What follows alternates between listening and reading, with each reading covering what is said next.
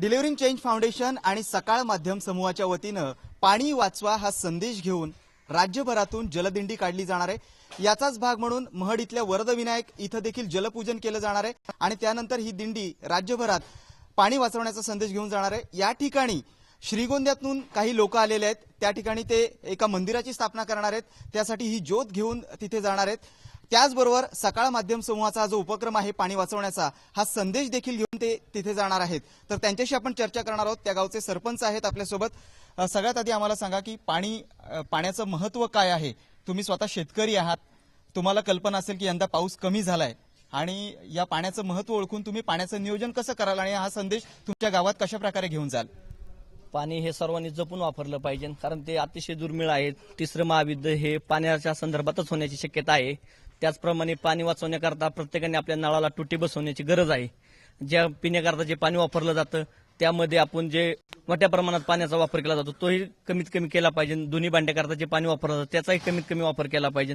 पाणी पिण्याकरता ज्या वापरण्यात येत आहे त्यावेळेस आपण पूर्ण जेवढी आपल्याला पाण्याची आवश्यकता आहे तेवढेच पाण्याचा वापर केला पाहिजे। जेवढी आवश्यकता नसेल तेवढं पाणी न वापरायला चांगलं। शेती करता म्हणलं तर ठिबक योजना ही राबवली पाहिजे आणि सकाळ माध्यमांनी जो हे सर्व जल अभियान राबवलं आहे त्याला आमच्या सर्व गावकऱ्यांच्या वतीने शुभेच्छा देण्यात येत आहे। नक्कीच तुम्ही ज्या पद्धतीने सांगितलं पाणी वाचवण्यासंदर्भात काय काय उपाय करता येतील ते अगदी थोडक्या शब्दात त्यांनी सांगितलेले आहेत। त्याचबरोबर इतर शेतकरी देखील आहेत, ते देखील आपला संदेश घेऊन जाणार आहेत श्रीगोंद्यामध्ये। तर त्यांच्याशी आपण विचारूयात की तुम्ही कशा प्रकारे पाण्याचं नियोजन कराल?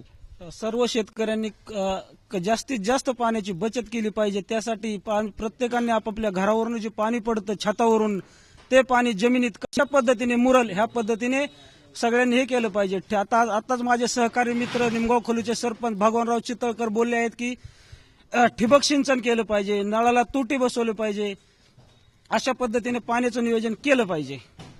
नक्कीच ठिबक सिंचन केलं पाहिजे, नळाला तुटी लावली पाहिजे, पाण्याचं योग्य प्रकारे नियोजन केलं पाहिजे। इतरही काही ग्रामस्थ आपल्यासोबत आहेत, त्यांनाही विचारूयात की तुम्हाला हा सकाळचा उपक्रम कसा वाटला आणि तुम्ही तुमच्या गावामध्ये कशा प्रकारे प्रचार करणार आहात? सकाळचा उपक्रम एकदम छान आहे आणि पाण्याचं म्हणलं तर पाणी अडवा पाणी जिरवा ही एक मोहीम आहे।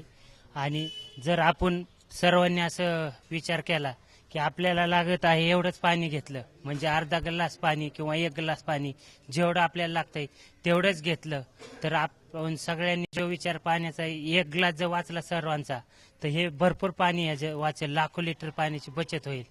आणि तुम्ही हा सकाळी जो उपक्रम चालू केलाय हा सर्वात छान आहे।